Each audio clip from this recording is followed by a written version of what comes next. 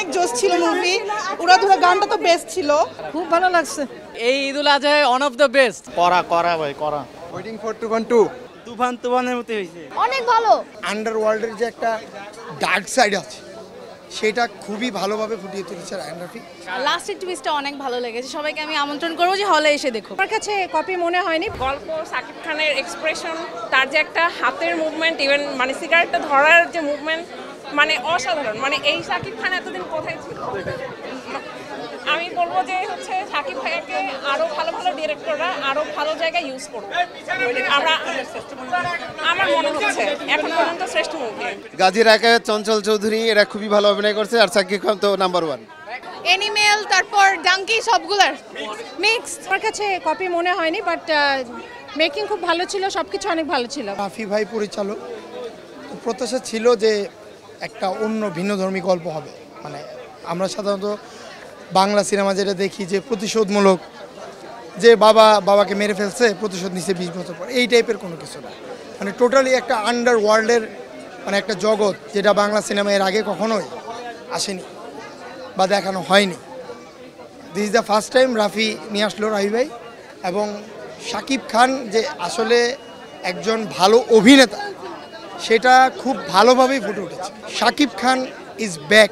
আগামী 10 বছর শাকিব খান যদি এইভাবে বেছে বেছে কাজ করে, তাহলে শাকিব খান লিড রোলে সে থাকবে। আন্ডারওয়ার্ল্ডের যে একটা ডার্ক সাইড আছে সেটা খুবই ভালোভাবে ফুটিয়ে তুলেছে রায়ান রাফি।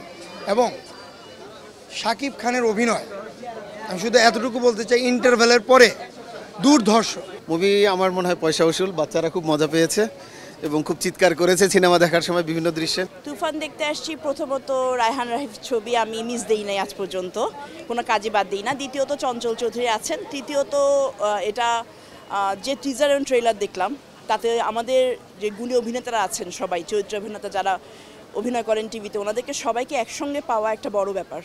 এজন্য আসলে খুব ভালো লাগছে, এজন্যই দেখতে আসা। বিতর্ক তো সব কিছুর মধ্যেই থাকবে কম বেশি, সেটা তো বলা যায় না। কিন্তু এক্ষেত্রে আমার যতটুকু আমি মুভি দেখলাম, আমার কাছে মনে হচ্ছে না বিতর্কের তেমন কোনো কিছু ছিল। অভিনয়টা নতুন কিছু ছিল, এতে আমাদের সবার এক্সপেকটেশনটা খুব ভালো। সাকিব খানের নিউ লুকটা খুব ভালো লেগেছে।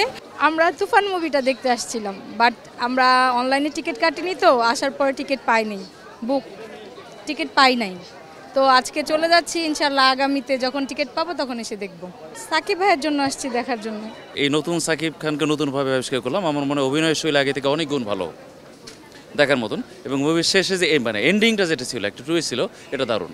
খুব সুন্দর একটা মুভি হয়েছে, সবাইকে বলবো হলে এসে দেখার জন্য। আর যারা বলে কপি ছবি, এটা 100% ভুয়া কথা, কোনো কপি না।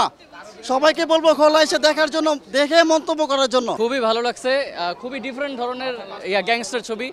দুইটা সাকিব খানের দুইটা ক্যারেক্টার প্লে হয়েছে, খুবই আনন্দময়। এবং আমি বলবো যে সবাইকে এসে দেখতে।